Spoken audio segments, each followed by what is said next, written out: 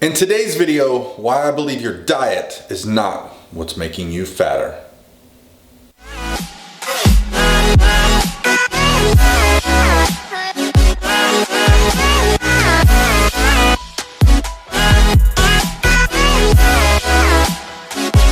All by myself. Hey guys, what's going on? This is Paul Ravella from ProPhysique.com, and I wanted to do a video today about a topic that's kind of been brewing around my mind. Something I've thought about for a long time, and that is the idea that our diets are actually not the problem. Our diets are not what's making us fat. Now, I'm not talking about the specific population that deals with competition or getting physique sport ready. No, I'm talking about more the general population people that are dealing with being overweight or obese or unable to lose body fat. Because I've had a lot of success with clients who are in that position, a lot of body fat to lose.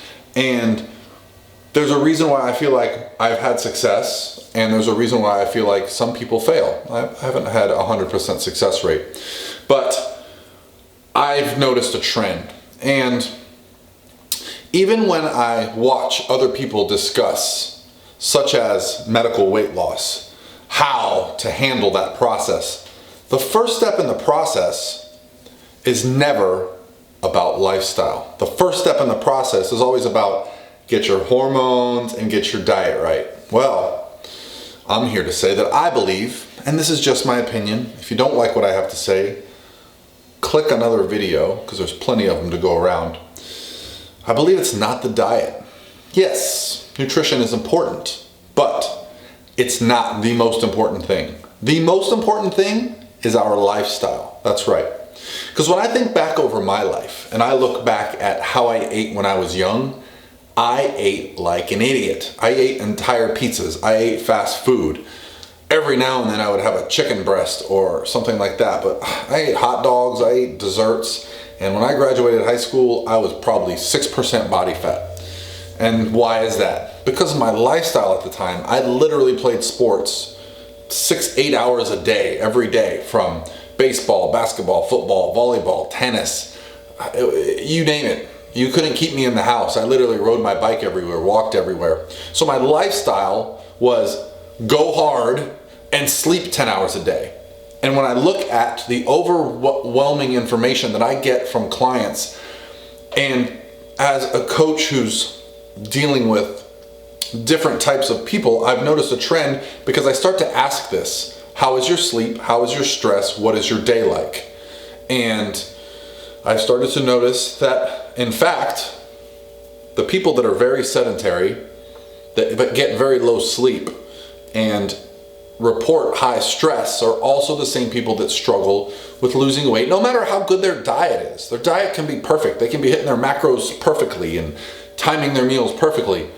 But so much of how our body processes and deals with nutrition has to do with our lifestyle, has to do with sleep, has to do with activity levels. And so I thought I'd make this video at this point because I've seen some really good results from having people that I consider sedentary, meaning they only are active to go to the gym, right? So if I give you a workout plan and you go to the gym for 5 hours a week, 5 different hour sessions, that's your only activity. Well then, I've started to have people incorporate the 10-minute walks that Lauren and I have talked about that, come from the great Stan Efferding. Love Stan's information. If you're not following Stan Efferding, type his name in the Google machine and look up some of his content and his videos. Fantastic resource. But having people start to incorporate their activity throughout the day, just walking a couple times, people have gone from like very active jobs to very sedentary jobs, and then suddenly progress halted with us. And so it's taken me delving a little bit deeper with these issues to realize in my own mind, I had to work this out, that it almost feels weird to say this, but I don't think diet is as important a role for just general weight maintenance and weight loss, okay? It's more about your lifestyle. If your lifestyle dictates that you are getting very little sleep, well, you're going to be a high stress individual, and if you're high stress, nutrient partitioning, cortisol, all your hormones are going to be a little bit out of whack. And so that's going to make the diet decisions that you make have a much larger impact. Whereas if you're someone who's constantly on the move, I have clients that are walking all day, and I find they have trouble even keeping up their weight. They're the kind of clients that are eating 500-600 grams of carbs a day, 3,500, 4,000 calories a day, and struggling to maintain their weight. And it's not through any magic. It's not because their diet is perfect. No, it's because their lifestyle. They are going all day. Hence, I think when you tend to be more active, sleep is just generally better. I know I can fall asleep at the drop of a dime. Not that I'm the picture of health, but I will say I'm very active throughout the day, especially now with a 3-year-old son. When I'm not here at my desk working, I am literally nonstop the rest of the day. So, yeah, that's just my opinion on it, guys. I think that we're overthinking the diet stuff for a lot of people. Now, I will say this. When we get into fine-tuning what I consider high-level athletes, physique competitors, that's where nutrient partitioning, macronutrient ratios, I should say, become much, much more important. But when we're just talking about, I have clients that are, I have a client that recently went from 370 pounds down to, he's in the 290s now. And one of the biggest things we did with him was just got him consistently moving more, got him walking, because when you're near 400 pounds, you can't be doing some high intensity training. It's very important. And I got him in the habit of getting good sleep. And so when I see things like that, and I haven't really had to change his diet a whole lot. We've made one change to his diet, over 70 pounds of weight loss. Does that mean the diet was more important? Or does that mean that he was able to lose the weight because he's changed his lifestyle? No, he's definitely changed his lifestyle. He's changed his approach. And even his approach to nutrition has changed. But I think that was secondary, because once you start seeing progress, you have that desire to be, okay, well, maybe I'll start looking at my diet a little bit now. So, is this controversial? I don't know. It's just my opinion at the moment, and maybe it'll change, but I'm really starting to believe that lifestyle is the biggest driver. And by lifestyle, I mean, your daily activity, your daily stress, the type of sleep you get. Whether you're an athlete or not, or you're in the gym training or not, or doing some type of physical activity like that, doesn't really matter if the overall activity level is high. Some people are just very sedentary. They literally wake up, get in their car, drive to work, get to their desk, sit at their desk all day, drive home, sit on the couch, or go to the gym for an hour and come back and sit on the couch.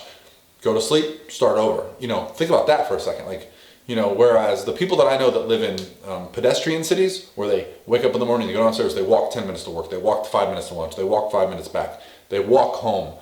Those people just have a much better kind of overall well-being. And it's not necessarily that their diets are perfect. It's that their activity level, their lifestyle is better. So maybe if you're having issues and you've watched this video and you're not already turned off by the fact that I'm wearing a Christmas cat shirt, because it's awesome, maybe we can discuss what your lifestyle is like and how we can improve it.